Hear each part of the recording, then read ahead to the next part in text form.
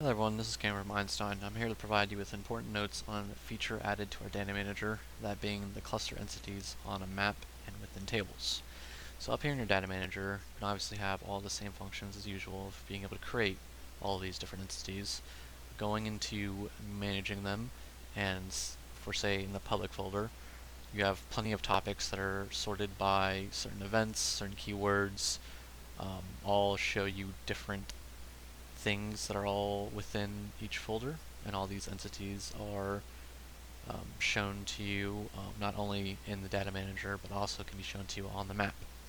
So say you select this cluster of entities right here, you can click on this table and it will show you what they are categorized as. So most of these are events having to do with the military and politics.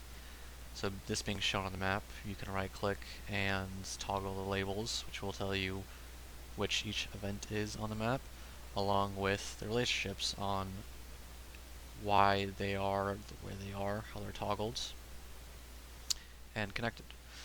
You can also right click, instead of looking at it on the map, you can open an analysis that shows you the graph of the same thing you're seeing on the map, but it allows you to isolate it and go through different ways of distributing the information.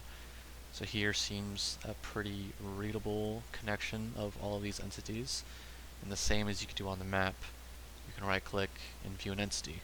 It'll tell you all the same information as the title, where it is exactly on the map, description, the date, all of the associated connections that it makes, and also articles and news sources that are telling you what is going on with that specific entity. So plenty of options for you to look through here. You can obviously go through each of these different options to see what works best for you. So looking through this on the map, you can obviously deselect and select any of the entities that you want to see or do not want to see, along with all the same functionalities of being able to export to KML and CSV if you really need to. As a whole, you were able to see when the whole case was created along with each of the specific entities.